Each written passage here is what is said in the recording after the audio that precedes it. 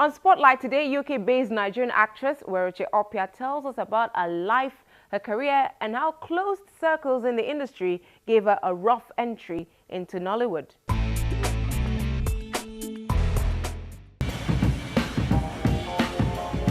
Hey, what do you think, man? It's nice, isn't it?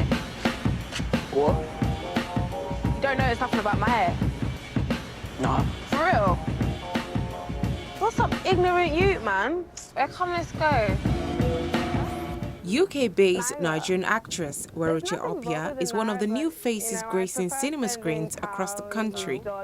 The second child of renowned television broadcaster Ruth Benamaisia-Opia and Professor Weruche Opia, Weruche grew up in a family that loves the arts, a passion she adopted naturally.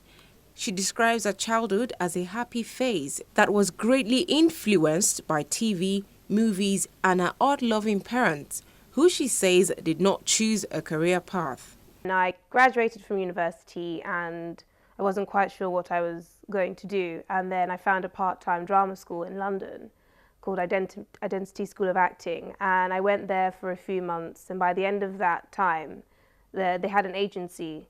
And I had said if I didn't get onto the agency, I would leave the acting alone and carry on, doing something else. But I remember I was praying as I was going to the review session, and I said, Lord, if they don't take me to the agency, I'm not going to do this acting thing anymore. And I was the only person in the class of 30 people who got asked to join the agency. And that's when I decided that, right, so this is actually going to happen. I ain't doing no bait sports day. 100-metre dash. What, because I'm black, you think I can sprint? What? No, it's all random. Why don't you just make me run with a boombox? Or put a bargain bucket on the finishing line? Oh, God. Oh, sorry, ain't there a bobsleigh team? You can sit this one out. Correct. I'm out too. I'm covering Sports Day for the school's newspaper. Did you guys read my latest edition?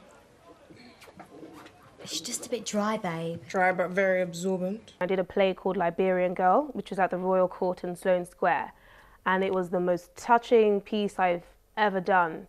It was about child soldiers in Liberia. So we had to do a lot of research on it, and it touched on some very key points, and I felt like that I had a lot of responsibility on me to, to talk about these issues, because a lot of people, especially in the UK, I didn't even know much about the Liberian Civil War until I had to do the research. And my character in the play it was a 15-year-old girl who got raped, and it was very intense because we had people faint or walk out every single time we had a scene of the rape, and it was because they couldn't take it. And I had people come up to me after and share their experiences with me, which were kind of along the lines. And then I think it kind of sunk in that this job that I'm doing is not just about entertainment. Opia had a mindset on conquering the theatre and movie world in the United Kingdom, but her heart was never far from home. He proposed. We have a wedding to plan and I need you to do it. Jennifer Bigway is getting married. Wow, it's beautiful. I know. So I was acting in London for about 8 to 10 months before I decided to come to Lagos and try my hand here. And I found it very difficult to get into film, but I was opportune to be involved in a lot of theatre with Wale Oguntokun, who used to do theatre at Terra.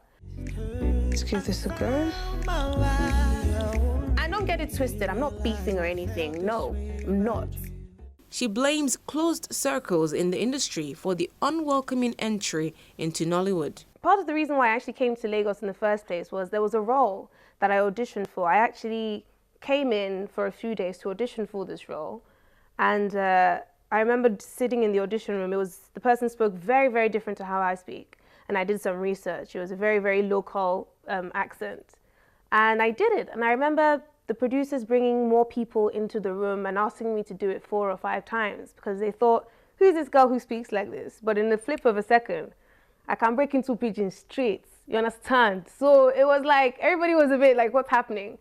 And that fell through because of some technical matters. And, so I don't think it was quite because I couldn't do it, because I'm Nigerian, first and foremost. So I can speak like a Nigerian, do you understand? And I'm an actor, so I can adapt.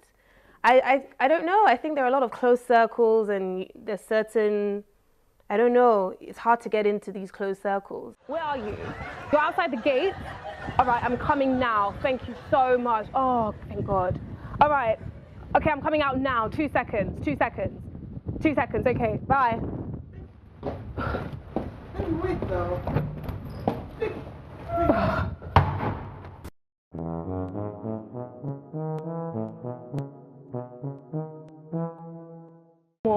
Which one you gonna call me like this now? What's happening? No, it's not take my seat today. Hey! Come on, my sister, you can snake. It's in this house. Hey! She make a god. Swimming pool. Hey! Wait first. But you were shouting now. I see me can give the guy a pin. I go like, they cannot say a bit. I was like, I'm not impressed. Gonna call the ram. Wait, house. wait. See my boy did the whole place. Hey! Swimming pool did there? Swimming in it. Be like everybody, they make us up back, enter. You don't why I'm here. Even if I said, My swimming pool there inside. Now like Ethiopia River. you consign Ethiopia River. The thing just big deal. I'm gonna give them pay. Opia went ahead to star in a number of projects, viral comedy skits, which paved way for a big break in the Seyi Babatope directed flick When Love Happens. Hi, I'm actually waiting for someone.